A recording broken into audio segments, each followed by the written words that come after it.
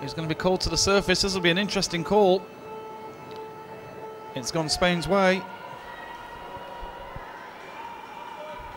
Obviously the officials didn't deem it to be a last-ditch stop. The Spanish are appealing actually for a penalty there. Yeah, they believe he stopped it with his arm. Yeah, having had a penalty against them, I was just wondering that poke was very close to the tray, and a foul in that situation quite often does result in a penalty shot.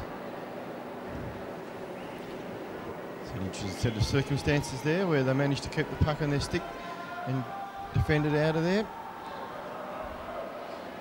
Great pictures here as New Zealand attack up the left-hand side again, which is going to give us some great pictures.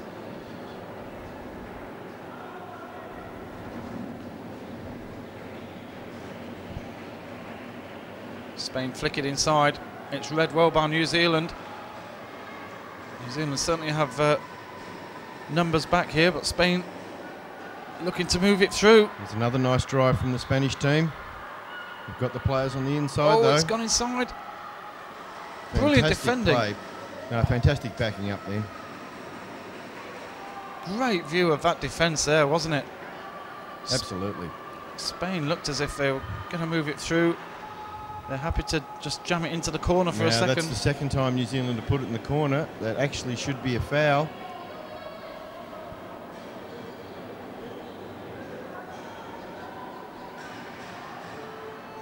And we'll come to the surface. So is that a foul? Well, actually, no, I'm just having to think about that. It's probably the third time it goes in. The first time there was no attempt on the second to get it out. Yeah. So he should have made an attempt to get it out, but he didn't. He actually left it in the corner. The officials are going to have a little chat here, so we can have a quick little look at them here from our above water camera. See what they're going to be discussing. We've got a sin bin, which that's a Spanish player who's in the sin bin, number 8. Who's the captain? Number 8. As you were so good on the names earlier, is actually not listed on our team sheet, unfortunately.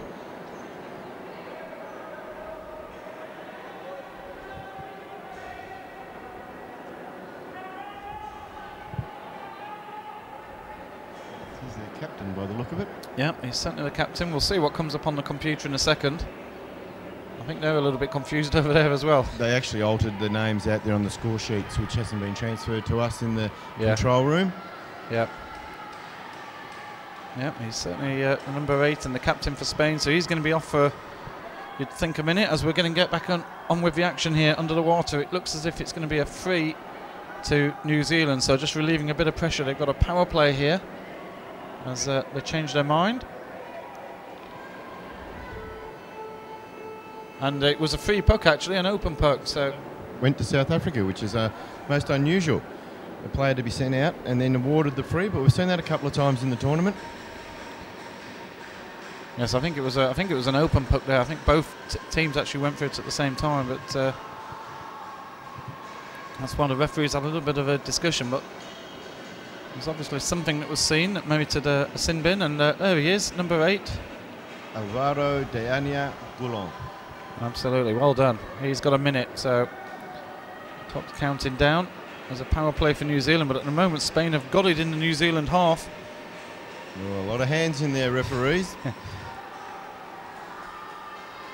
Spain also have this habit of writing things on their backs as well. I think they're hoping to get some coverage on the underwater cameras, and they're sending messages back home, which is quite a nice. That's quite a unique touch. I know the girls were doing that. They had messages all over their arms and legs. I'm sure they all said, "I love you, Mum." Yes. Not being able to read Spanish. Right, our captain's nearly back in the water. He's in the hands of the referee. Yep. So here we are. This is the final of the Open Under-19s. New Zealand, we're back to 6-a-side. He's back in the water. Mr. Goulon.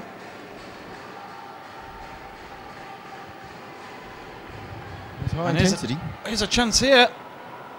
Looks Just like pulled it in. It looks like a goal. Yes, it's given. Yep. It's another goal to Spain. Oh, wonderful goal for Spain. And well, let's have a look at this on the replay. And here we go. And this is Goulon going back in.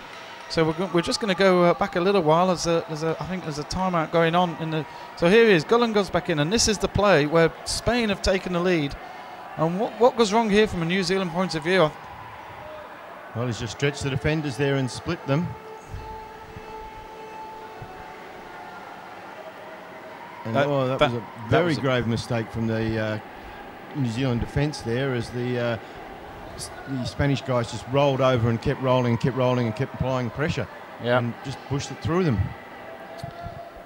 Wow, what a surprise this would be for Spain to take the world title.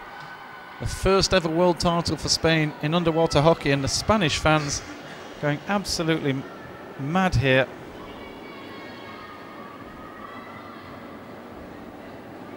They're loving it. Well, we're deep down in the Spanish defence now. Let's see what the New Zealand team can produce. The referees have stopped play. Yeah, we'll just see what's being called here. And it looks like it's against the New Zealand team. That goal was scored by Fernando Llorente Sarola Pons after 19-12, so 4 minutes and 12 into the second half. And the questions are seriously going to be asked now for New Zealand. And looking to make it a double at under 19 level. We're going to come back to the surface again. This is interesting. New Zealand have been dominant in the under 19 level for a number of years. So this is definitely a watershed moment if the Spanish can keep this pressure on them. It's another penalty though, and this is not good at all. Christian, and we don't know the rest of his name, so we'll just call him Christian, is in. And Christian was explaining earlier on, the New Zealand chief executive, just how dominant the girls have been, unbeaten. They were unbeaten since '98, and the boys also unbeaten for long periods. And here we are in a world final. Spain are putting out their A game here. It is a power play for New Zealand. Another 30 seconds. Spain are happy to see this on in the corner. I always feel that it's a bit of a wasted effort if you're going to play the wall when the opposition is a player short. Yeah. Because obviously you want to be moving it around and exploit gaps in their defence. And if you're just playing down the wall, they can block you out still quite significantly without having to, worry about holes created in their defence. So it's an interesting tactic that New Zealand employ. Spain just moving the puck up the wall, I think, and they're back to full strength now. So that power play was very easily handled by the Spanish, and they've moved it into the New Zealand half. Here's a move.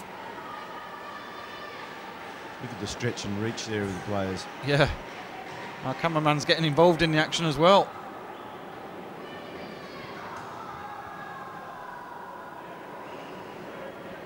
It's getting very frantic in there. Bodies all over the place.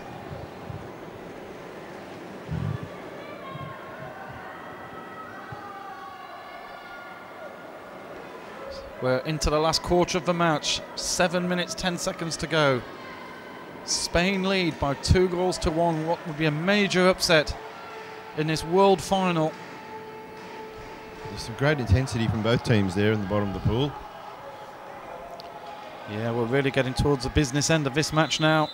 It's do or die. We're going to have a referee's timeout as they're going to work out that decision. Neil Dixon, our chief referee, just wasn't sure of the messages he was getting from 3 officials. We're seeing more and more timeouts from the referees these days. Some people say it's a good thing, some people say it's a bad thing to slow the game down. We've got a player out.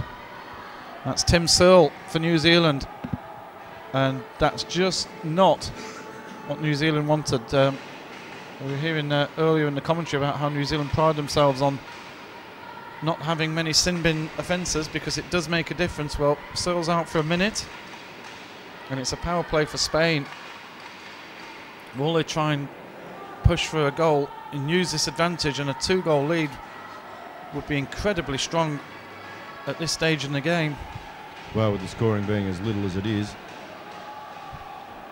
it's the New Zealand defender pushing the puck into the corner, that defensive zone. Spain getting the pressure on here in this corner. Yes, even the Spanish are running it back into the corner then, which is a little odd. They really need to be 45 degreeing it out and creating a loose man to run into the goal. See, there's a typical gloving. He just held the glove there, and I'd say he's been pinged for it. I would be very surprised if this didn't go against New Zealand. Yeah, we just need to see the call from the officials here. We're just not sure what that call was. It looks as if we're going to have another sin bin offence. No, that's against the Spanish player, so there must have been something else the referees are seeing. Yeah, number 2 for Spain. I'm not sure who that is. They've all changed their cap numbers, so they've got no relation to our official team list here. But we'll see it on the screen as Carlos Pascual Adel is back on in a minute. And it's now a power play for New Zealand as Tim Searle enters the water. Yep, New Zealand have got the 6-on-5 now with 5 minutes and 12 seconds to go. Bit of pressure still from Spain though. We're keeping the puck in the New Zealand half. They've got numbers at the back and we're called to the surface again. This has been a tremendous game from Spain. They've done a fantastic job here in this final. Power play, New Zealand. And they bring it forward. Spain defending high up the pitch.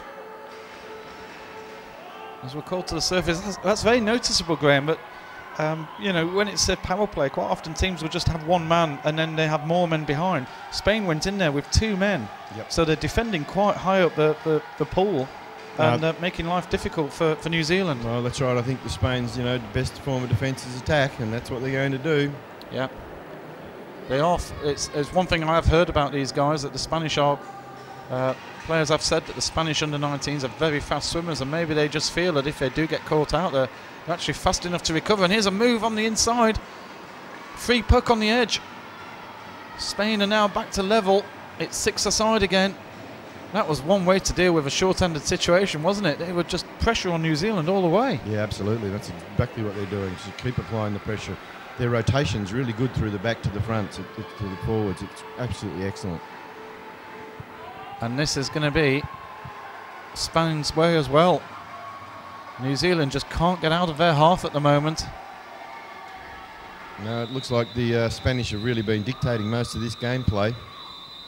And New Zealand call a timeout, and not surprisingly, they're going to have a few thoughts about how they're going to stop.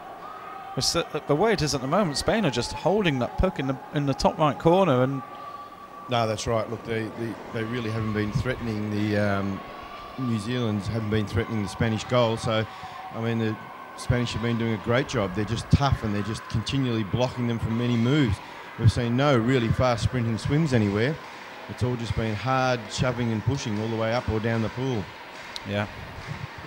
So Spain very happy to keep that puck there. They're just not intending to bring it out. They're not looking to score a goal here, Spain.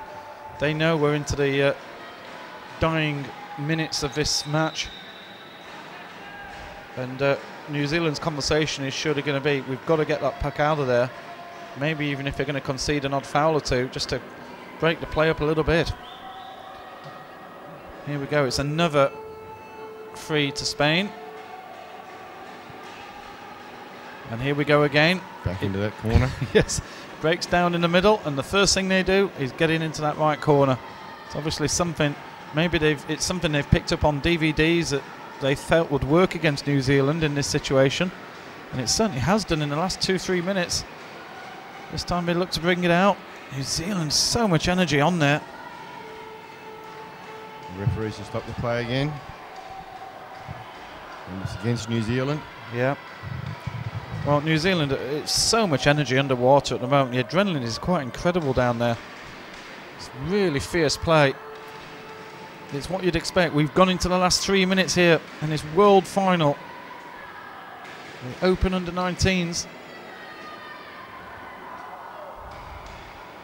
Spain again, they want to come right. They're looking to move it inside, though. They're looking to try and get a goal here. And it just breaks away again. And New Zealand just haven't been able to get it out of the defensive zone. No, It's They've just been pinned in there totally, and they just can't keep withstanding that pressure. Here's a chance. Oh. That's what I mean. They just can't keep withstanding this pressure. Eventually something will have to give if the Spanish team just keep that sort of pressure on the New Zealand goal. Yeah. Well, this has been a truly masterful performance from Spain. As the clock stops, we're into the last 2 minutes, and well, there's a bit of frustration showing through. New Zealand number 9, John Hoffman, is in the box. I think I don't know if it was just because it was a bad instant or